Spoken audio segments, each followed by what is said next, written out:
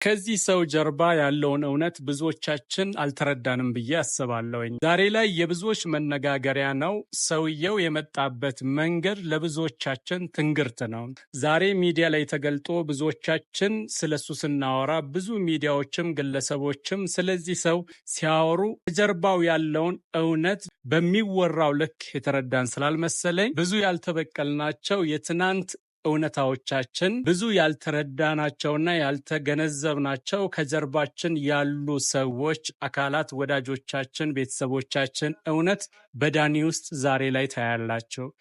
ዳኒ ዛሬ ላይ እዚህ ደረጃ ላይ ሲደርስ ይወራለታል። ከዚህ በፊት ካሳለፈው ህይወት ካጣው ነገር በሱ ምክንያት ብዙ ያለፉ የተበላሹ ነገሮችን እና ህይወቱን ድህነትን ጭምር እንዴት እንደተበቀለ ብዙዎቻችን ያስተዋለን ስላልመሰለኝ ዛሬ ላይ ወደ ልጅነታችንም ሄደን ወደ ቤተሰቦቻችንና ወዳጆቻችንም ሄደን ከዳኒ ህይወት ከምናቀው ባሻገር እንድንመዝንና እንድንማርበት ፈልጋለሁኝ። ብዙዎቻችሁ እንደምታውቁት የዛሬ 5 ወር አካባቢ ዳኒ ከአንድ የዩቲዩብ ቻናል ጋር ከፍፄ ጋር ፕሮግራም ነበረው። እዛ ፕሮግራም ላይ ከነገሩን ነገሮች አንጻር የአንድ የትምህርት ቤት ጥበቃ አባት ወይም ደግሞ ወላጅ የሆነ ሰው የራሱን ህይወት አሸንፎ ከሀገር ቤትም ባሻገር እስከ ቻይና ድረስ ልኮ ያስተማረው ግለሰብ ግን የአባቱ እልፈት ላይም መጥቶ መሳተፍ ያልቻለ ሰው ነው። ነገር ግን ከዳኒ ህይወት 2 ነገሮችን እንድንማር እፈልጋለሁኝ።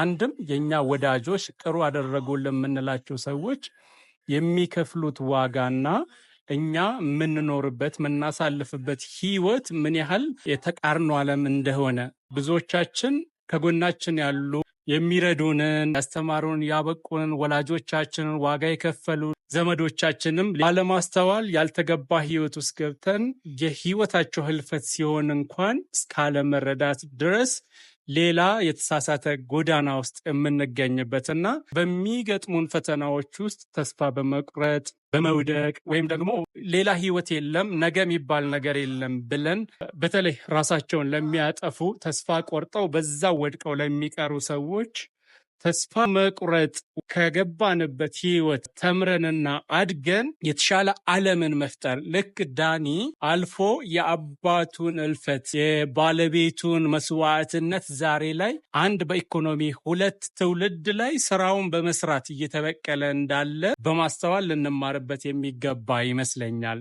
ትዝ ካላችሁ ምናልባት እዚህ ፊት ለፊት እንደምታዩት የዛሬ ስንት ዓመት ማንም ያወራለት አልነበረም። ብዙ ለፍተዋል፣ ብዙ ደክመዋል፣ ውጣ ውረድ አለ።